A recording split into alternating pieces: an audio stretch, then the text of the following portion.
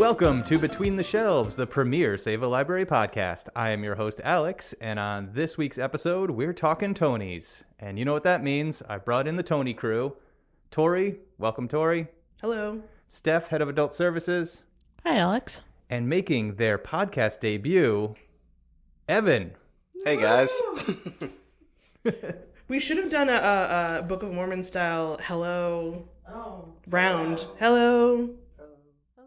Hello. I guess we shouldn't have done ours. Never mind. Hello. How's that? That was pretty good. Beautiful. Hey. Got Elder Cranshaw over here. Please refer to me as Elder Cranshaw for the remainder of the podcast. A little bit of business before we get into the Tonys. Because we are past episode 100, we're official. We're a real podcast now. We need to do the business at the top of the episode. And what is that business, Tory? What is the business? Smashing the like and subscribe buttons. Oh my god, we have to smash that like and that subscribe. I thought that went on, like... Unsaid. Yeah. Mm-hmm. Everyone knows. But he's right. It's a real podcast, so we must say it. Okay. Yes. We've officially entered official podcast, so we need to be professional about this. Smashing the like button. Speaking of smashes, there are some smash hits on Broadway this year. Flawless. There sure are, Alex. Why don't our Broadway experts, aficionados, if you will, take us down to the Great White Way and tell us about what shows they've seen this year? Or haven't. Or haven't. Or we're going to. Yes. I'll start. Okay. I got my list right here. I see more non-Broadway shows than I see Broadway shows, but this year is the most nominated shows that I've ever seen, I think. You suddenly see more? Wow. Sorry. Excellent. Yeah, I mean, Excellent. Sorry, Tory. I didn't want to interrupt this New flow, guys but, coming out hot. but it was there. Sorry. All I can say is wow. This year I saw Death Becomes Her, Gypsy, Operation Mincemeat, Pirates... I was going to say Pirates of Penzance, but it's Pirates the Penzance Musical. Different... Pirates, exclamation point. Mm-hmm. The Penzance Musical. Floyd Collins. And John Proctor is the villain. You've seen most of the nominees. I saw the majority of the best revival and best musical nominees. How about you, I Steph? saw fewer. I saw Death Becomes Her, Gypsy, Smash, and I think that's it for the Broadway ones. We saw a few City Center productions that were good and not good. So what did you think of this year? What about Evan? Oh, I thought He got to talk already. So yeah, no, I took the suddenly Seymour joke. No, on account of money, I only saw Death Becomes Her. Mm-hmm. Yeah. If you're going to see one, that's a good one to It's see. a good one. Yeah, I was happy with the choice. And I saw none. But I was still happy to see the Tonys, and I think I got a little bit of all of them. So yeah, let's get into it. Should we just start with the top of the show? Let's talk about the opening number. Opening number, Cynthia Erivo is hosting this year for the 78th, not her 78th time, the 78th annual Tony Award. She sang a song called Sometimes All We Need Is a Song that was written by Pasek and Paul, Mark Shaman, and Scott Whitman. What did we think of the song? I loved it. Oh. Yeah. I thought it was nice. That was nice. I was like, I'll listen to this on repeat. Really? Yeah. Have you? No, but I would. I listened to it a couple of times. I would do it. What about you, Tory? What do you think? I thought it was too low energy for the start of the show for me. I like a big dance number at the start of the Tonys, and she is not a dancer. And she's also like a not a low energy performer, but she's a quiet person, and she wasn't acting, she was being herself, so it felt very reserved. Yeah, I think they played to the strengths of the host. Yes. I don't think Cynthia Erivo is, the funniest person in the world. Probably doesn't have a funny bone in her entire body. But she can... I don't know. But tell me otherwise. England's sweetheart, Cynthia Erivo? I thought she was pretty funny. Some of her timing, I will say, fell a little flat for me in terms of her jokes, but I liked the spirit. I like what she was going for. If you let me finish, I didn't mean to put her down. You need to defend Cynthia Erivo in this. I am with Steph and Evan on this one. I thought it was a great opening number, and I think Cynthia Erivo has an amazing voice, and they played to her strength, and I thought it was great. Was I expecting a little bit more pizzazz and Broadway, big showness? Maybe, but I wasn't upset with it. I agree that they played to her strengths. Like, she did a great job with the number. It just isn't what I prefer. Like, not that I enjoyed her hosting, but Ariana DeBose last year had a whole, like, she's running through the theater and all these dancers. And I did like about this that she went to those guest vocalists in the audience, Kristen Chenoweth, Aaron Tveit, and Adam Lambert riffing his head off. I almost thought that was a bit. It was so good. I'm like, oh, this was a pre-recording, like, bit that they're doing. I'm like, oh no, I saw like a video on social media of the rehearsal, and she was rehearsing it to just empty seat. Like, she knew where the performers. So they really didn't know. I'm pretty sure, unless they maybe were coached in advance, but I think she just knew where some people might be sitting. She had her picks. She knew who she wanted to go to. She picked the right people. Yeah. I think Aaron Tveit looked shocked to be selected. But wow. Also did a good job. Mm-hmm. Also, I wanted to point out, they cut to Gayle King at one point singing along, like, but how did she know the song? Well, she sung the line. Chorus. She sung the line a couple of times already. Gayle King and Oprah were there for the rehearsals. Micromanaging the entire... No, but I think she just picked it up from the previously sung portion of the song. Because I kind of knew where it was going. Yeah, it just felt like... I don't feel called to sing along to the repetitive chorus when I'm like at a thing when I've never heard the song before. That's a big problem I have. You love to sing along? Sarah, my wife, will always be like, "You don't know this song. Why are you singing along?" I'll be like, "I don't know. It's uncomfortable." So you felt seen by Gayle King? Yeah, I did. She spoke to me. I don't think Gayle King was picking it up naturally. Just I don't have a musical stage bone in my body. I couldn't have picked it up that fast. So, and I don't think Gayle King... I don't know. To me, I didn't question like a secret Broadway star. It seemed a little like almost like a call and response. You would do it like, in a church or something like that. When you put it that way. Because she had sung the lyric the line a few times. It wasn't like the first one she sung. It was the title lyric. But yeah, she got it.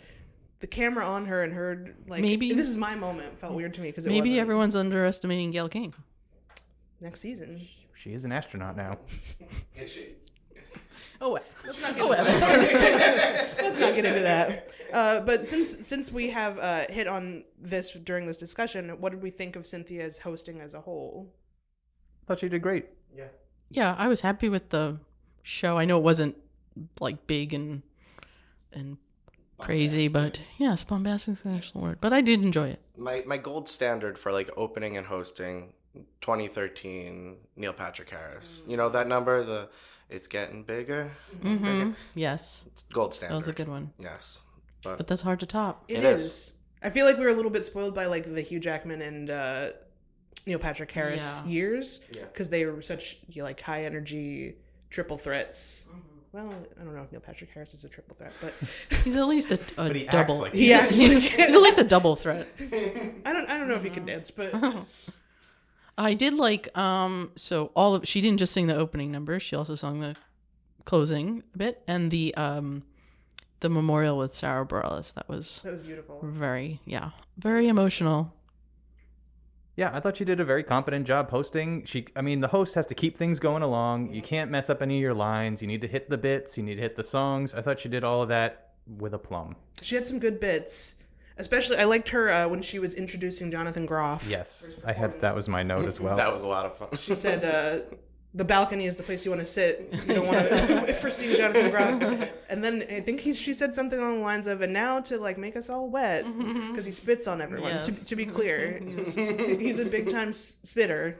Is he real? Is that known? Yes, it's known. Okay, it's Very like well known. Okay. And if you can watch the Hamilton pro shot.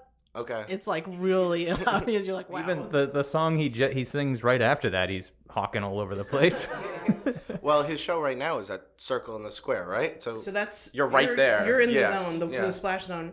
I saw him in Mary Louie Roll Along last year in the front row, and I forgot about the spit thing because I had never seen him live before. I felt it. I saw it. His chin was covered with spit. He was spitting onto other people acting across from him. They had a joke about it where one person wiped their face off after he yelled at her in an argument. She wiped off the spit. So he knows we know. But I did enjoy that joke. So yes, she did do a good job. Let's move on to the performances. Oh, did anyone have any predictions? I did pretty well on my predictions. I don't know about anybody else, if anyone else did them. Tory had me fill out an Oscar ballot. A Tony ballot beforehand. And how many categories would you say I got right? 1? Maybe. Alex went all in on Buena Vista Social Club. And after seeing the Tonys, I'm still all in on Buena Vista Social Club. It's fair. That means they did a good job. But he said frequency represents quality. That's how I enter any kind of Super Bowl contest. I just go all in on one team, and then you got a pretty good chance. I try to predict what I think professional voters would pick for anything, for Oscars, Tonys, not what I personally like, which usually works out for me. Sometimes this year it did not. But actually, since we're talking about this, why don't we just go through the awards? Sure. We usually focus mostly on the musical awards because I think I'm the only one who usually goes to see straight plays. So let's start at the end. Best musical, which I think, Alex, you were very surprised by this because I don't think you enjoyed this performance much. Yeah, this was, what is it? Happy Together, maybe? Happy Ending. Maybe. Basically got it. Yeah, the performance I was not enthralled with at all. And when it started winning awards, I'm like, oh, okay. I was a little surprised by that. Did you see this one? So I did not see this one. Famously, when they announced it back in the fall, Steph and I mocked it. And we'll never see that. Yeah. That looks stupid. It is a show about a robot falling in love with a human in the future. And that's the most because I've been trying to go spoiler free because as soon as it opened, people loved it. And it became very hard to get tickets. And it was oh, were we wrong? People love Darren Criss. People love Darren Criss. Criss. That's a basis, yeah. I feel like he'll bring people to a show regardless. Meanwhile, I'm not a Darren Criss stan, so that's not a draw for me. So I was like, eh. Also, though, I have been wrong before. It's been known to happen.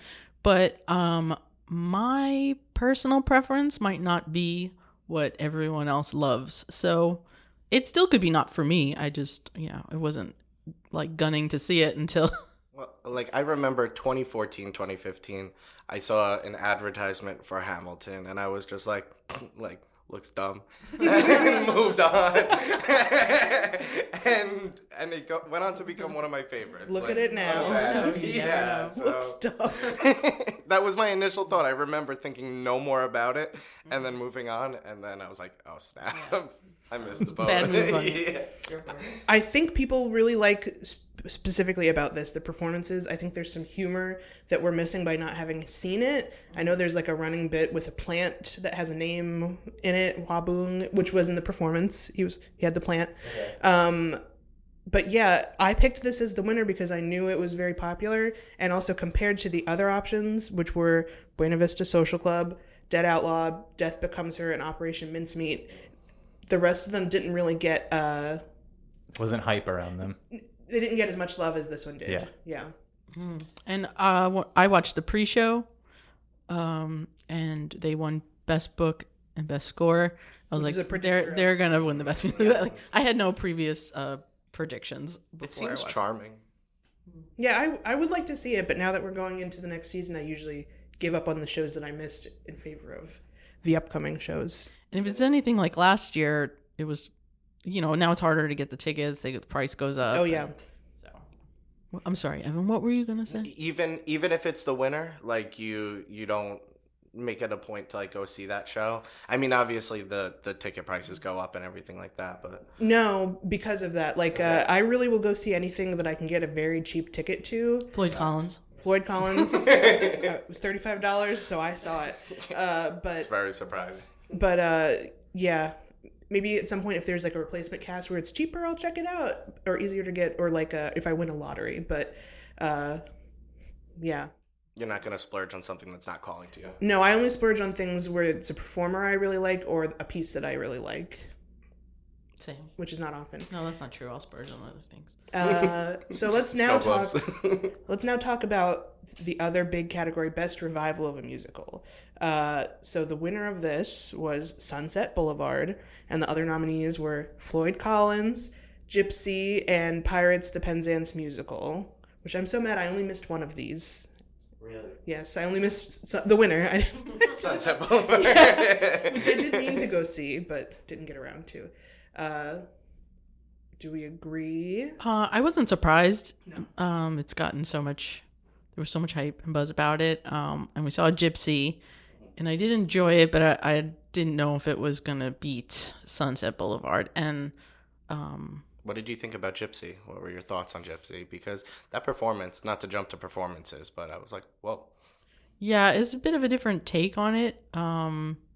I can't remember what we had. So many opinions afterwards. I had a big critique of Gypsy, which was it wasn't a different take on it, the show itself, but the cast it was a different take on, because it's an all-black cast for Gypsy. And there were some really interesting ways they could have explored, like redone the book of it to talk about like how that would affect them socially and the things that they were experiencing in the play. Because Gypsy, for anyone who hasn't seen it, is about a woman who had dreams of being a star that never came true. So her children, she pushes heavily into performing, and then they grow to resent her, and chaos ensues in different ways.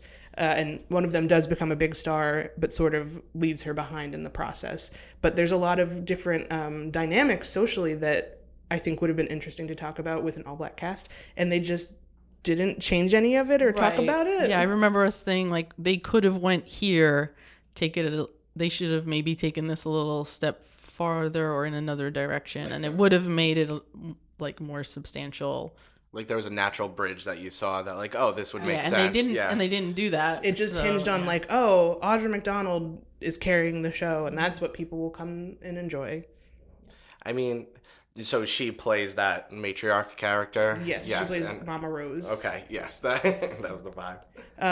So I think they didn't do enough with the material, but had strong performances, and Sunset Boulevard had strong performances and transformed the material. Like they did a completely reimagined production of it. So I think that's what gave them the win. Cool. And I think there's also a reason why I was able to get cheap tickets to everything else, and not Sunset Boulevard. Sunset Boulevard. Yeah. Okay, let's move on to some of the performances. Best performance by a leading actor in a musical, once again, maybe happy ending, Darren Criss. I don't think that's really surprising. Did anybody think there were any other contenders that could have taken him on? Jonathan Groff. Sure. I feel like the role itself and Jonathan Groff, I thought he did amazing in his performance. Made me want to go see the show. Were you interested in the show before that? Yes, I was. Beyond the Sea. I love that song. So I'm like, that's the hook for me at the very least. But I don't know. The tickets are prohibitively expensive for that. Yeah, and a lot of shows are sold out. Were when I was like, hey, maybe I'll get tickets for this. They start at like $200 or something like that for a ticket. I mean, it's a I'm small sure the theater. prices shoot up in the summer too when everyone's off. And post-Tonys, they shoot up as well. Yeah, paying at least like $300 a ticket to go see that. But I'm sure it's an amazing show. Sure. Yeah. I thought, even though I did not like the show, I thought Jeremy Jordan for Floyd Collins, which I will talk about when we get to the performances, but he's just one of the best singers on Broadway. And even though the show was weird, he was great in it. So he really, I would love him to get his flowers one of these days. I'm wearing a shirt from his last season show where he also lost Great Gatsby, which was also not a good show. But he was good in it. Yeah. Did you see Great Gatsby? No, I did thought not. somebody else did and told me they liked it. How was that? Just like Weird. elevator pitch. Yeah, well, like I saw it not when it was on Broadway, but right before when it was at the Paper Mill Playhouse. Okay. And it's just, I feel like it's a hard thing to adapt. Everyone is familiar with it. And yet, spoiler alert, at the end where Gatsby gets shot, everyone gasped. Gatsby. Gats. I couldn't believe it because that's what the book's about. But anyway. Maybe they thought they were going to change it this time. This time They Gatsby didn't lives. change it. Gatsby lives. Anyway, On to that's a shirt.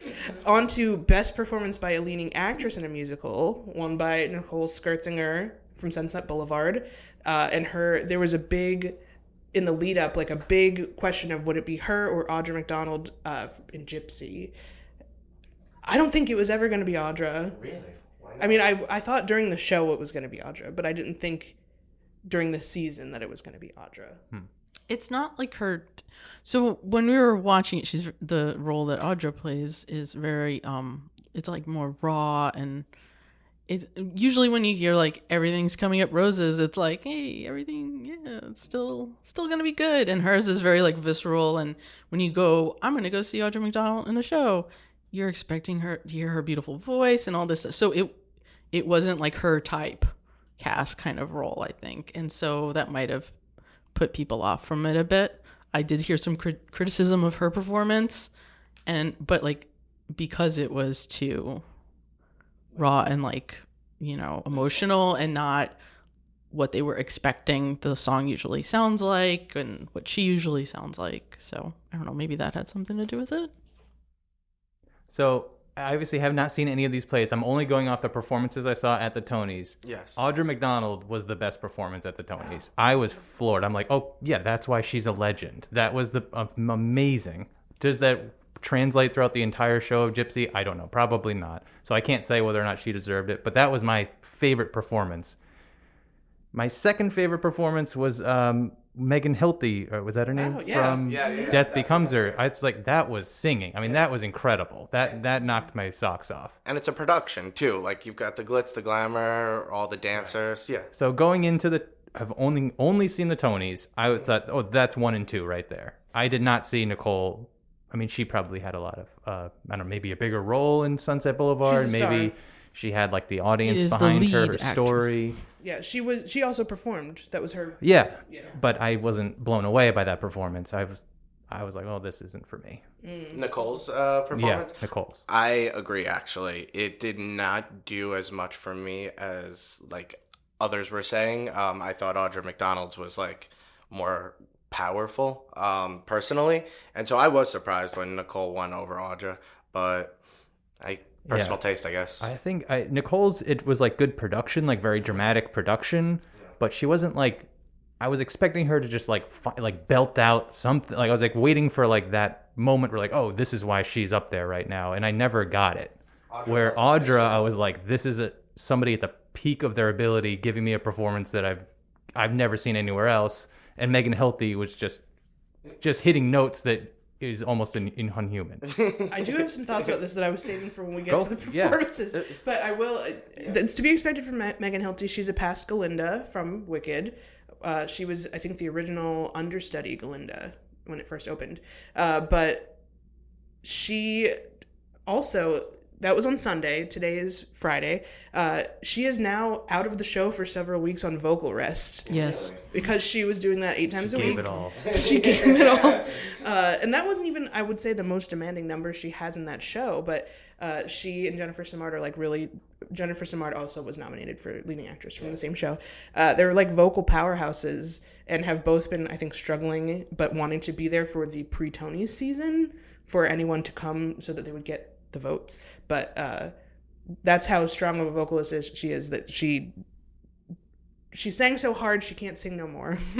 At least for another like 6 to 8 weeks. Yeah. She's out for Something like several that. weeks. Yeah. Wow. Yeah. So it's even crazier to me that she was able to do that to that degree this weekend, knowing that she was already like in a bad way. Yeah. The power of Broadway. She sold me. I mean, I saw that and I was like, I need to see Death Becomes Her. That was what I thought. I did not get that from Sunset Boulevard. I said, oof, that looks like a rough couple hours I have to sit through. Hearing Alex's takes based on only the Tonys is crazy. I love that. Although, to be fair, I've thought that about this production of Sunset Boulevard the whole time. rough It's couple not. hours. It's not for me. Yeah. Wild. Okay. Best performance by a featured actor in a musical.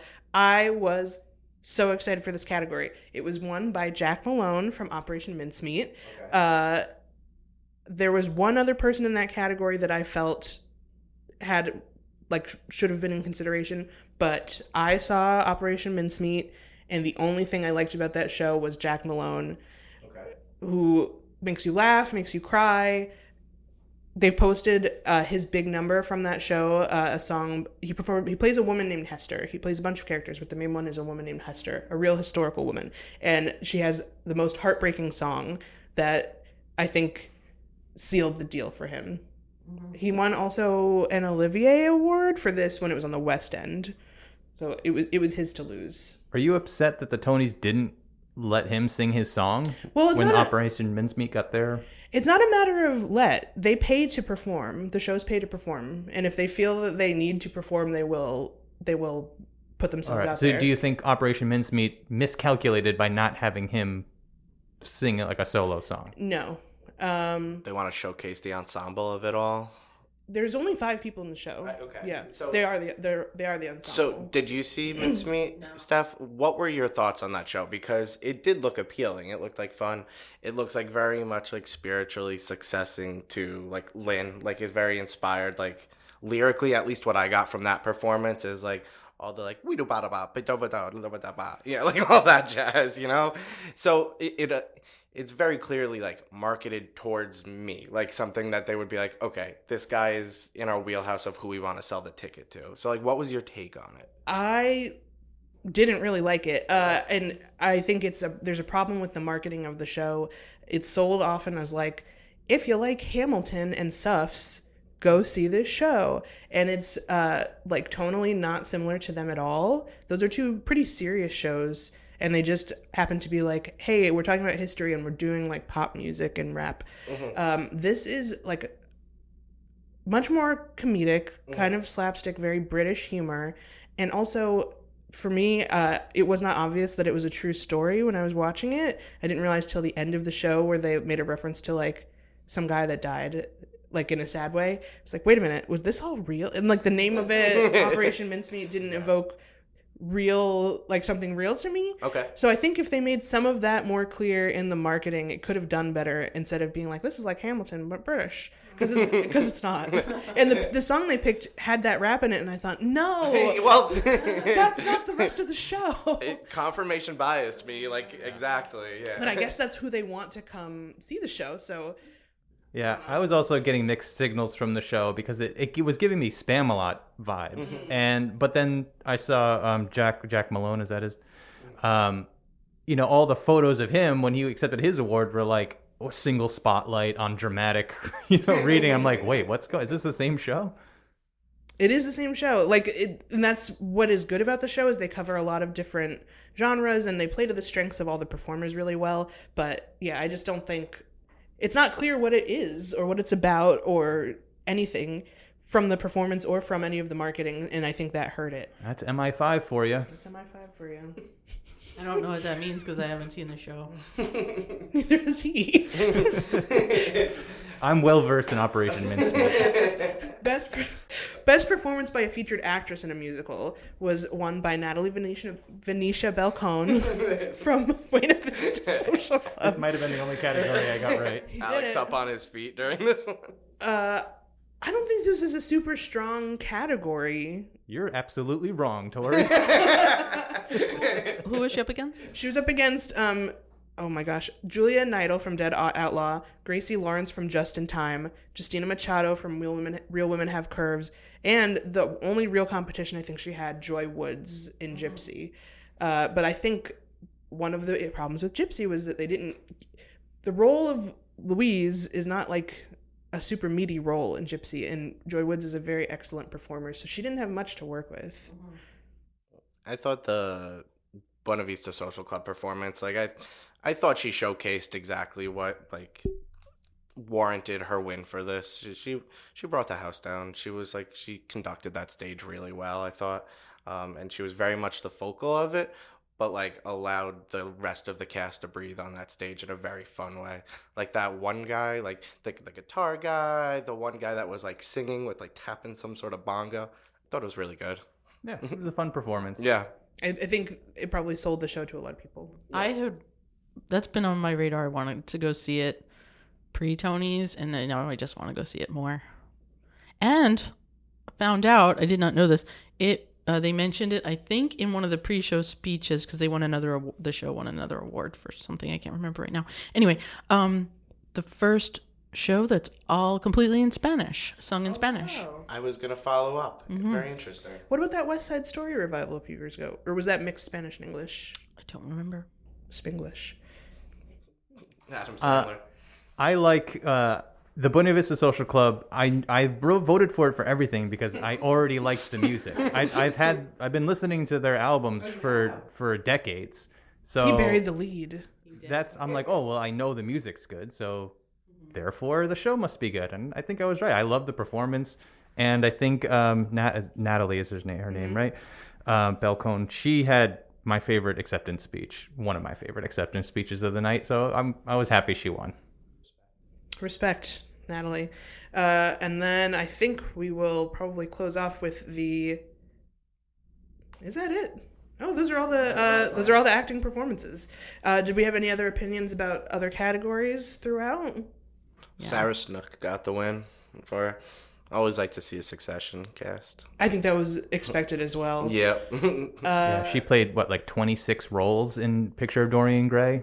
Something like that. Yeah. Is that still playing? It is. That's one that I had wanted to see, but I think it's also kind of difficult to get tickets. While we're on plays, had anyone had a chance to see Oh Mary? I wanted to see it so bad. Yeah, after the Tonys, I'm like, if there was one thing I would want to see from this show, it's Oh Mary. Oh Mary has been huge since it was first off Broadway and then moved to Broadway, and it's been very hard to get tickets. Even when Cole Escola, who won Best Leading Actor and also like wrote the show, like the true star of it, they have left the show and had like replacement casting. Titus Burgess played the role Really? of Mary. Titus is going to be doing it again. Goodness. Yes, Cole is I about want to- to see Titus do that. Right now, Cole is back again, but I would really like to see it with Cole. Well, I think that's also one of the things was aside from Titus, was there ever another replacement? I think there was maybe one other one, and there's some excellent understudies who have taken it on. People would go, like I would go just to see Titus in almost anything. So. Well, your chances come I up. know, I could do it. He anything he does makes me laugh. And my buddy Conrad Rickermora played a character and was nominated, I think, for Best Featured Actor, but didn't win. But Oh Mary, it looked. Oh Mary. It looks very fun. It looks really creative. I love the way that Cole described it, where they were like, I did no research whatsoever, and I just kind of went on vibes on what I thought would have happened. And it was just like, that sounds like a fun show. Yeah, I love how that was sandwiched between like two Pulitzer Prize winning like playwrights. Purpose.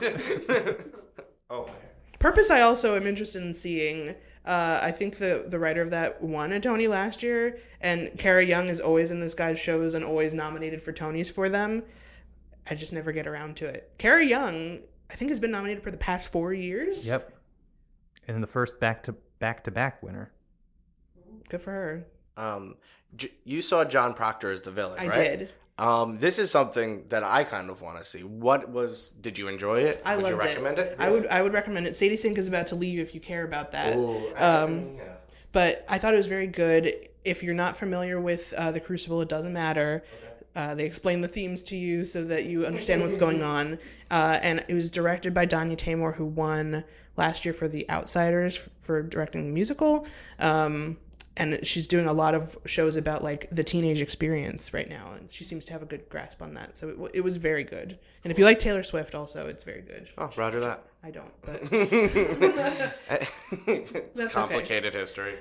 So we did talk a little bit about the performances, but let's go a little more in depth. I think Megan Hilty for The Gaze from Death Becomes Her. So it sounds like everyone loved that. That's a great number, and I mean, I remember when we saw it in person, it was like one of those bring the house down numbers. We were also in the sold out first preview show, really? So there was like an energy in that theater that was like out of control, and that's a good number. So yeah, that's broad. When I think Broadway, I mean that's what I'm imagining. So that was a big fun number. Something I wanted to bring up and maybe see what you guys think about it. Because they do pay to perform, it's sort of an investment to perform on the Tonys. And it seems like some shows, the goal is to show you why they were nominated, why the person was nominated, or why the show was nominated. And some of them, the goal is to just show as much of the show as possible so that people will come see it. Yeah, try to sell the show. Sometimes they're trying to sell the performers for the awards. Sometimes they're trying to sell the show. This felt very much to me like they were trying to sell the show. Like, if people see this, they'll think it's fun and want to come see the show. That's the impression I got, so it worked. And it's like the second number in the show. It opens big, and I think it was one of the best numbers in the entire show, I thought. Then we had Jonathan Groff from Just in Time. He did a medley of what's the guy's name? Bobby Darin? Bobby Darin songs. Mac the Knife, That's All, and Once in a Lifetime, which you liked, Evan. What, the performance? Yeah. I thought it was great. I thought he embodied like the role really well, and I thought he had a lot of fun. Like, you could tell he was having fun with the role, and that's what I like to see. Like, taking it seriously, but also like not being rigid about it. And I thought he did a really good job. What did you guys think of the number? I thought it was fine. Yeah. I remember my note Alex says... gave a big shrug. Big shrug. I'm in the minority here, but I like Jonathan Groff. Yeah. I like him as an actor. I liked him in Hamilton. Yeah. I don't like Bobby Darin particularly, and I don't think Groff really nailed it. He did more spitting than belting. It doesn't really seem like, from what I know of Bobby Darin, he doesn't seem like the obvious choice to play him. No. But he did do a good job. But I famously am not a jukebox musical person or an autobiographical musical person, so that this was all... Although you were impressed with Groff's little dance number, because he learned choreography. Because he's not a dancer. But he never like... No, but went off. Apparently he did have some choreography. Maybe he does in the show. Yeah. And so I also have seen a video about that. I also liked his little moment with Keanu. We got up on Keanu's chair and Keanu was like, yeah. Keanu's face. It was like... He was having the time of his life. I'm happy for him. I love that. Welcome to Broadway, Keanu. Then after that was Nicole Scherzinger, As If We Never Said Goodbye from Sunset Boulevard, which as a song was a bit of a snooze. I agree. Oh, so now you admit it. I'm saving my thoughts for performances. I agree. Oh my God, she admitted it. But I am interested in Sunset Boulevard still because of just the unique production. There's cameras and they go out in the street and she's covered in blood at the end. I don't know what that's about. I don't know anything about the story of Sunset Boulevard, truly. So I'm still very interested. I mean, is it based off the movie? Yeah. Oh, okay. Well, maybe I will watch it. The movie's great. I've never seen it. Me neither. But there, it's historically like a lot of powerful woman singers like Patti LuPone. Glenn Close has played Norma Desmond. Like, it's supposed to be a good show. If someone buys me a ticket, I'd go. Well, we won't be doing that. Not me. Listeners? I'm like, I really need Alex to see this show. Alex has to see Sunset It's very Boulevard. important to me. Okay, then the ensemble of Pirates the Penzance Musical did a song that's not from the original Pirates of Penzance musical called The Sail the Ocean Blues. Yeah. So this gave me the blues. This one... Wow. This was one that I thought like they're trying to get people to come, and they lost me at like the washboard musical. I flashed back in my brain to like my childhood of seeing like Beauty and the Beast, and they're doing like a little choreography with like beer steins, and I was just like, Maison de Lune, yeah. And I was just like, Wow, really? Yeah. Wow. To me, it felt like they were just trying too hard. I'm in the minority here. I thought that was a fun number.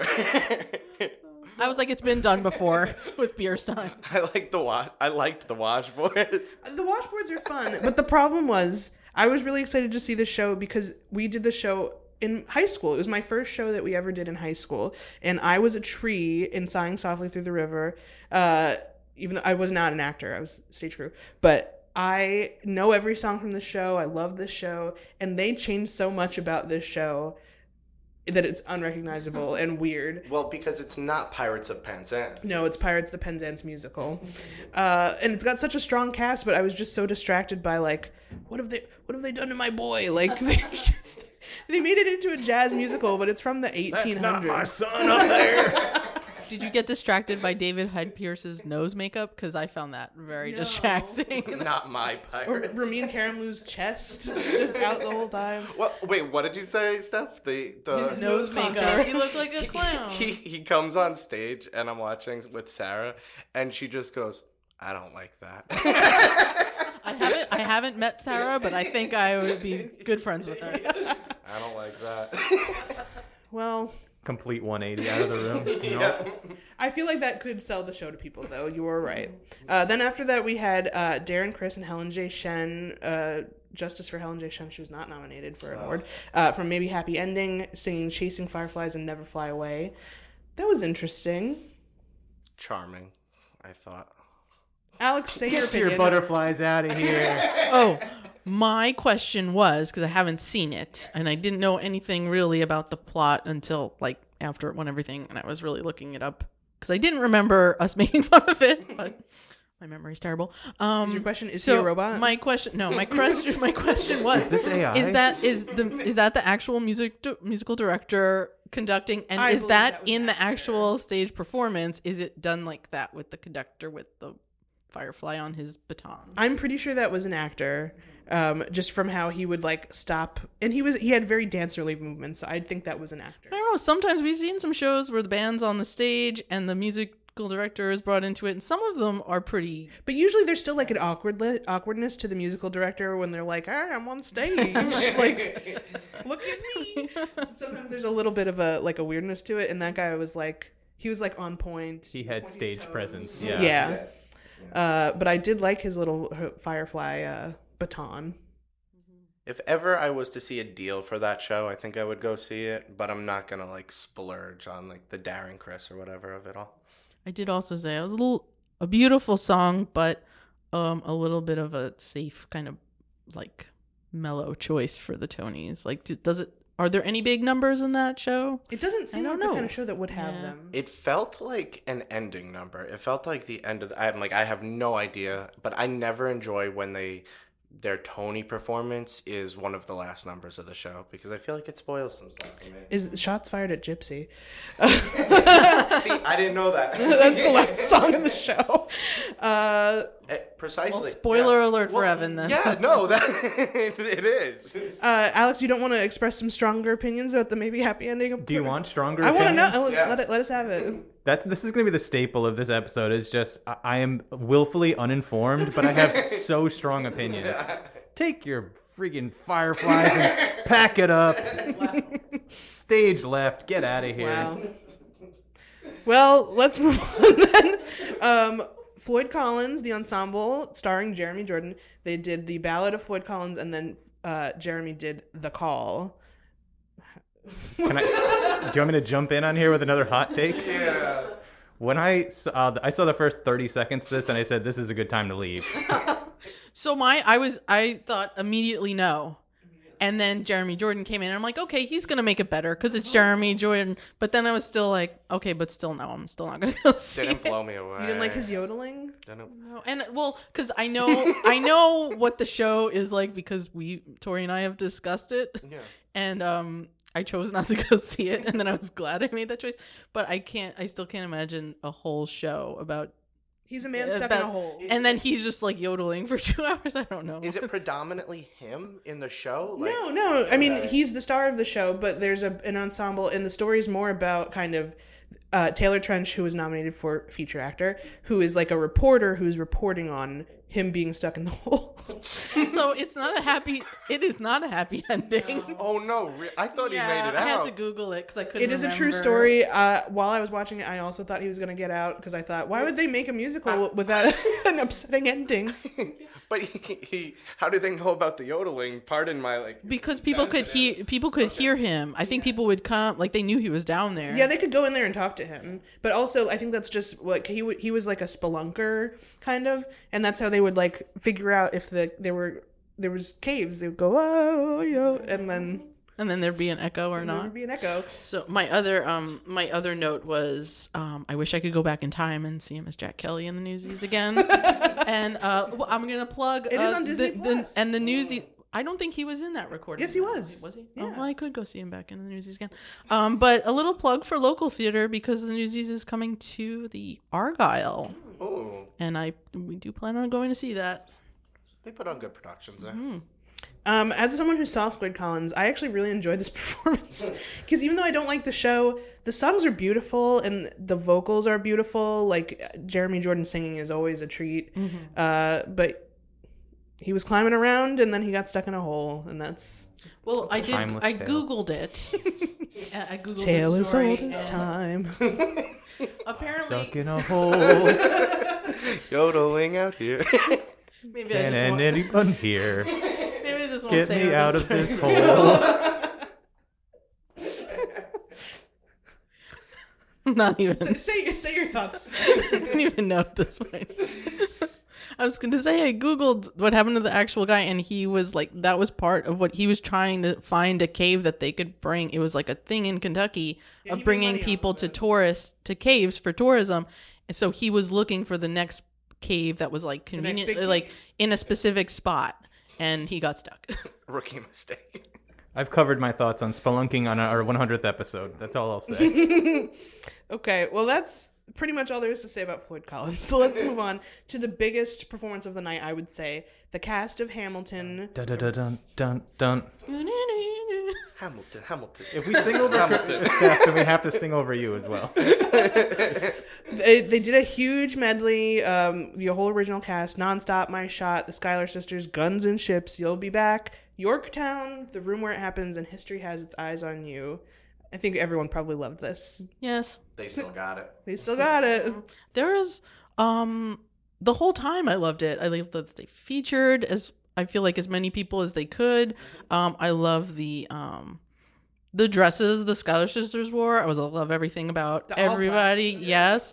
Very And then what else did I love? I just loved everything. I was sad that I never saw the original cast.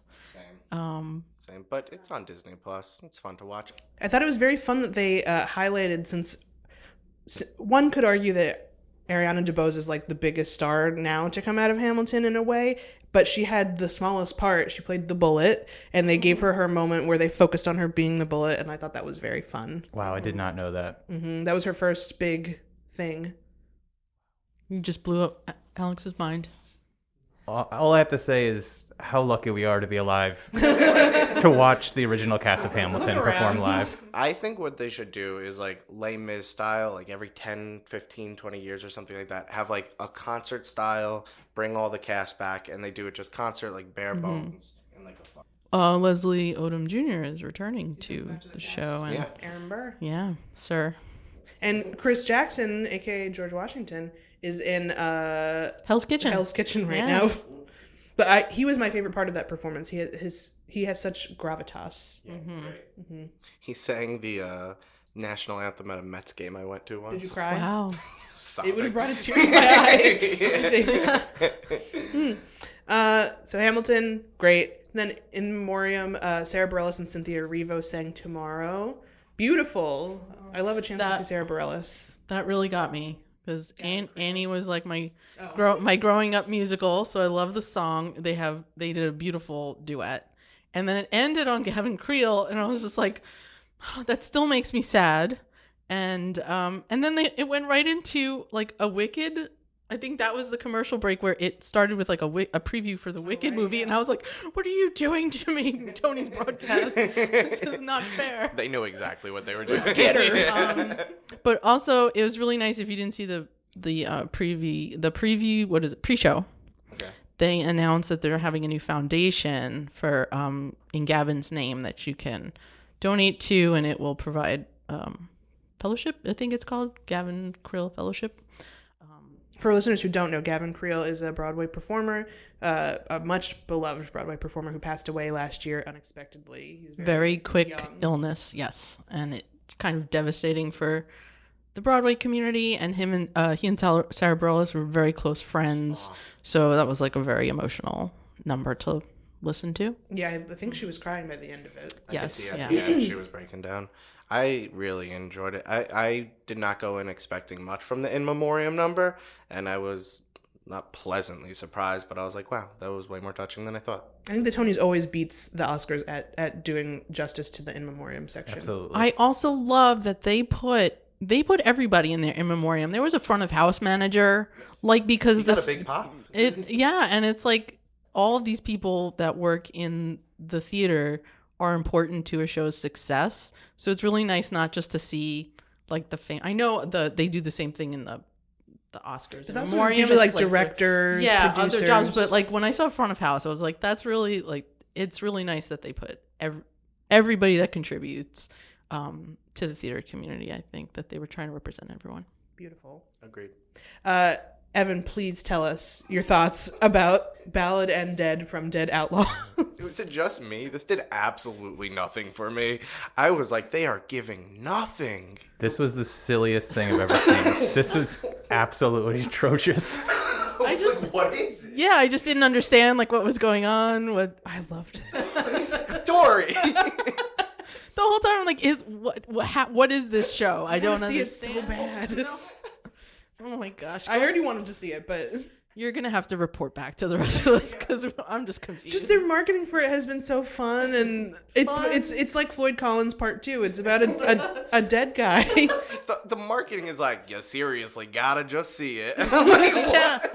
But also, it's like there's a band. Mm-hmm. What does the band have to do with this? Where are we in time? What are they doing? It's like a Wild Greek, West. They're just narrating. The band is just the narrator. Yeah, I don't know. They're like the And Greek then- chorus, yeah, right? yeah. And then it was Theater.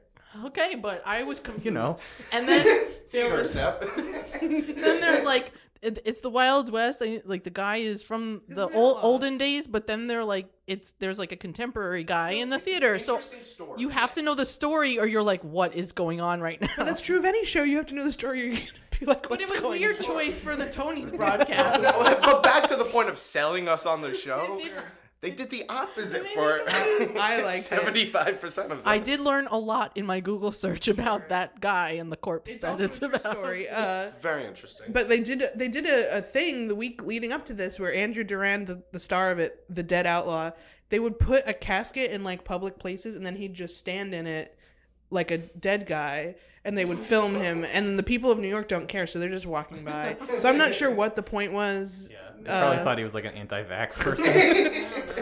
Like, what's this old timey guy doing here? But I thought it was fun. Maybe they probably thought it was one of those like performers where if you give them money, they start to move. You do the robot. Yeah, like But he's dead. they don't know that Yeah. because nobody told Put the them money anything. in and he's still dead. He becomes alive. Anyway, sorry to have the unpopular opinion about Dead Outlaw. Like I'm open to that style, but I felt like there was no musical flow in it. I couldn't. Yeah, I just didn't know what was going on. Like in Extremely that. disjointed. Yeah. But it was so spirited. That's one way of putting it. Wow. Okay, I'm gonna move on. We're almost at the end. Audra McDonald did Rose's Turn from Gypsy, the closing number, the 11 o'clock number, which I don't think makes a lot of sense without the context of the rest of the show. But it is a very powerful performance, as you said. I disagree. I didn't know anything about Gypsy other than what you just told me, and I thought it was a great performance, and it told the whole story. I didn't feel like lost. That wasn't a disagreement. I said it was good. Alex didn't listen to anything you just said. Alex said it was the anti-dead outlaw. Alive, legal. Wait, didn't you just say that you wouldn't have understood the story? No, if you I did- said it doesn't make sense outside of the context, but it was good. I don't think it needs context. That's what I'm saying. But you I- haven't seen it, so you don't know. But I know, but I'm saying I don't have the context, and I think the song still worked incredibly well, and I didn't need the context because the song explains the context. Like the lyrics of the song give you all you need to know. I'm just saying you were missing out on some of the reasoning behind it and explanation of the lyrics, having it removed from the story. I mean, you would. I think you would have felt it a little bit more. Because if it's a you- if you build-up got the- to that. Mm-hmm. But I'm glad you enjoyed it Yeah. on standalone because I thought it was excellent performance. We're happy you liked it. Without I'm happy I liked it too, and I'm glad you came on the podcast today. Evan. I thought it was a fine performance, and I thoroughly enjoyed it, folks. Context or not. All right, Evan, enough out of you. All right, we've talked about Audra enough today. Okay, then the ensemble of Operation Mincy Never enough. Sorry. did Born to Lead. They sure sang it. I zoned out. That's my note. Zoned out. It looked fun. I just didn't understand half of the words they were saying. And I don't think that's my fault because I was paying attention. It was British rapping. I tried paying attention. I don't know what happened. British rapping, I guess. I guess you just got to see it to understand it, the show. Thought it was good. I feel like you would like Operation Mincemeat. I think I probably would. But I don't think they sold it well with this. Then we had the ensemble of Real Women Have Curves did Jugglin'. That was a fun one. Yeah. I would go see it if I was like, hey, this is what I'm basing my next ticket choice on. Well, didn't you almost go see it? It was one of my options, yeah. A little bit of backstory. It is sort of like the redheaded stepchild of this past season. It's had a tragic run, performing to like almost empty houses, no traction at all. And then people who do go see it say, it's very good. Why isn't anyone going to see it? And then that hasn't helped. So they chose a good number to do on the Tonys to try and sell tickets, I think. They also are rebranding the name of it now, I think. They're calling it Curves. Really? I like that less. It reminds me of like the workout circuit workout studio that they used to have. Yeah. Just poor Real Women Have Curves, although I think the ticket sales have gone up a bit. It felt like standard Broadway fare for me. Like, that's what I'd expect. Yeah, it kind of just bled into the background for me. It was not inoffensive or offensive. It was just, yeah. It was just there. It was just there. Okay. This reminds me, and I don't think did I mention it? I did see did I say I saw Smash? Way back? Yes. You Because did. that's what I ended up seeing when I was trying to decide what to go see. I chose Smash, which was good. This season, right? Yes, Yep. it wasn't really nominated. It but didn't get much representation here. What were your thoughts on it? And now it's closing. It was a fun show, yeah. But I could see why the others were nominated. It plays to a very specific audience. Fans of the television show Smash. Which I wasn't, but I still wanted to go see it. I wanted to compare. And then the final performance was Cynthia Erivo doing a rewritten version of And I Am Telling You I'm Not Going from Dreamgirls that was about the Tonys. I loved it. 5 stars, 5 out of 5. Very funny. Yes. I thought it was a lot of fun. Also, she could just sing anything. It's her voice is unreal. It was a great cherry on top. Yeah, my final note that I was taking while watching the Tonys was Cynthia Erivo stole the Oscars and now she stole the Tonys. So That reminded me that I wanted to mention, I forgot, speaking of Cynthia Erivo, Wicked, they won the Oscar for Best Costume. Paul Tazewell also won Best Costume for Death Becomes Her. Wow. And that had in the Do It for the Gays, that had those crazy costume changes. Like they had fun She turned into costumes. Liza. Yeah, she turned into so many things. So that was a well-deserved award. nice catch, Steph. This This is why people tune is how into my the brain podcast. is just like pinging around, and I'm like, hey, No, the costuming in that show was fantastic. Yeah. it was very good. Like a lot of technical work in it with some of the physical comedy they do. The twisted neck of it Yeah. all. Yes. Yeah. So now he just needs to do something to win an Emmy. And then someone else said he should make a book and record the audio, but like they're trying to figure out a way for him to EGOT as a costume designer, which I think would be incredible. I think it won't be hard because I feel like he's nominated for something every year for Tonys or Oscars or both. So just do some TV, man. Yeah, and record that audio book. Or dress the cover of the audiobook. And then pay to get a Tony if it wins. So that was this year's Tonys, which it was a show. Why don't we move on to what are we looking forward to in this upcoming next Broadway season? So a lot of shows have been announced recently. Some rumored stuff going on. Should I start? Do we have a list? Please. Yeah. Okay. My number one, and I think probably the wider number one, Chess. Chess is being revived. Chess is a 1988 Broadway musical. 2 members of ABBA wrote the music for it. And it's going to be starring Leah Michele, Aaron Tveit, and Nicholas Christopher. Not so excited for the Leah Michele of it all, but if that's what gets us Chess on Broadway, I will deal with it. It's a problematic show that they've been trying to fix for like 30 years, but It's called Chess? Chess. It's got amazing songs. If you know the song One Night in Bangkok by Murray Head, that's from that musical. Yeah, I would go see that just based on the casting. Oh, it's about... It's about the Cold War. It's about the game of chess. It's about the strife of romance. Yeah, looks really good. Yeah. It's got great songs, if not anything else. I'm sold. And if anybody wants to learn more about it, there's a great, they did a concert version of it like maybe 10 or 15 years ago with Idina Menzel and Adam Pascal and some other people. Also worth it just to hear that Adina, recording. Yeah. Adina, she had a new show this year, and Sure. it did. Redwood. Yeah. Yeah. Was it? Did anyone see it? No. That, it was like the opposite of Floyd Collins. It was a woman stuck in a tree. Singing the whole time. So that's my number one. Anybody else got a show they're looking forward to? Mamma Mia revival. I'm happy yeah. to see Mamma Mia back. I love Mamma Mia personally. Big season for ABBA. Yep. Chess, Mamma Mia. Beetlejuice is coming back. Yes. Is Alex really? Winters? Alex Brightman. Brightman. I believe he will Alex be. Winters. He's a director. Okay. Yeah. He's from Bill and Ted. Oh, you're right. Oh, he was there. Yep. Okay. I'm That's thinking where of I got it. Alex Timbers, who directed Beetlejuice. I never Alex. saw Beetlejuice. Did you guys see it? Yes. This is also a director, though, from Bill and Ted. He directed Bill and Ted? No, he is a director. He did not direct Bill and Ted. He's a director from Bill and Ted. Yes. Got it. He will be waiting for Godot. He'll be Godot. Yes. Finally, in this production, we see Godot. Yes, I did see Beetlejuice. I was like, what? Godot's not in this. They really just They're abandoned the concept. Just like how Gatsby lives. Godot arrives. You're spoiling the whole show. Anyway, I did see Beetlejuice. It's an amazing show.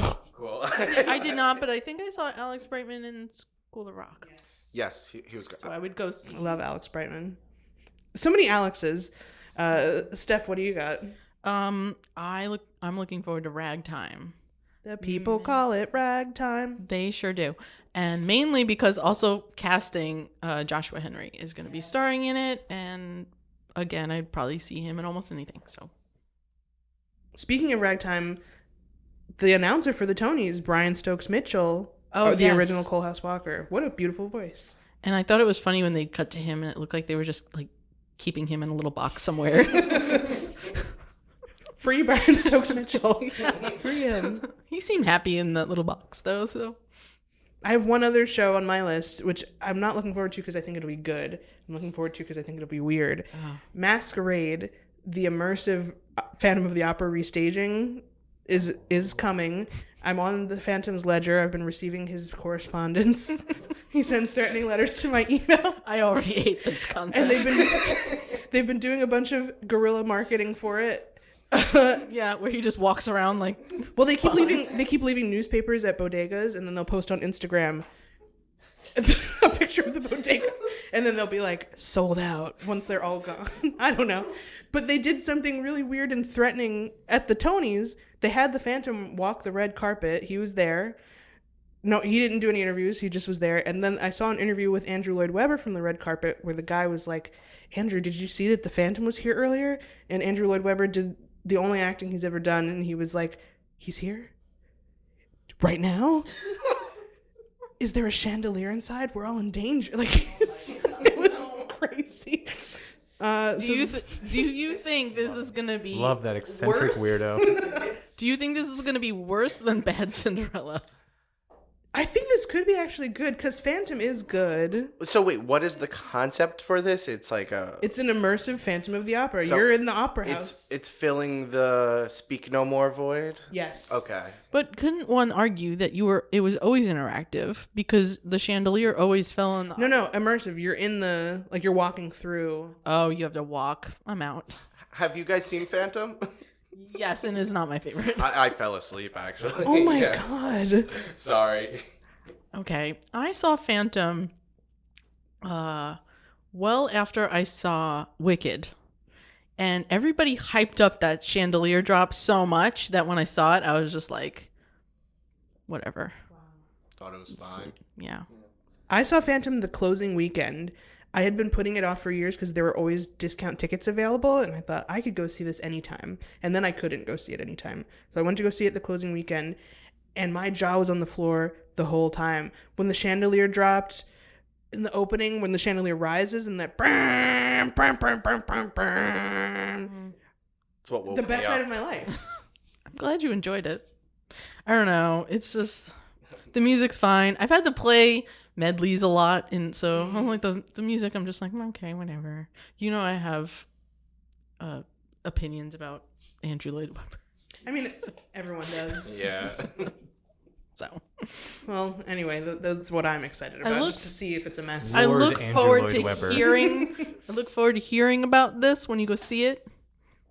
We may even have an episode where we discuss it. Hint, hint. Will the Phantom?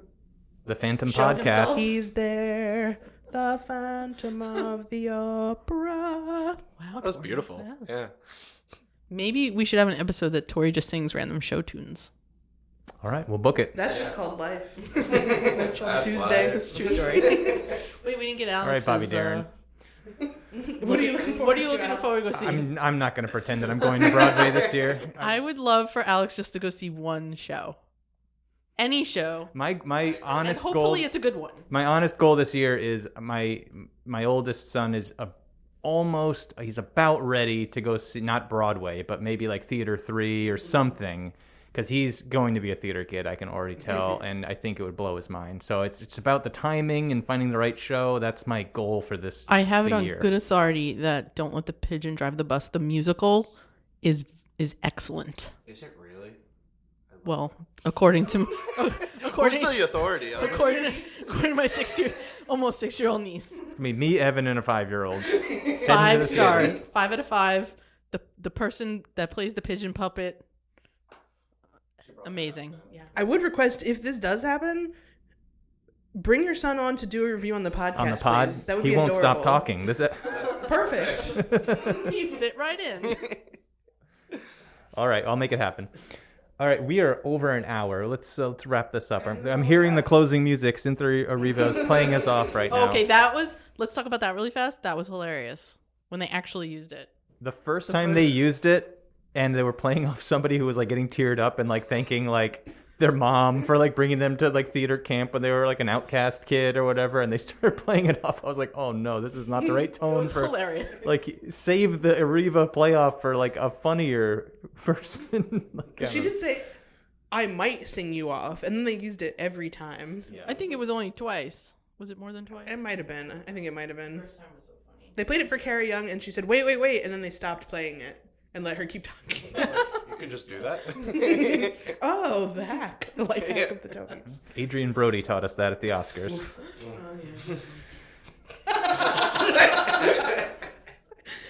So that, I think, concludes this year's coverage of the 78th Annual Tony Awards.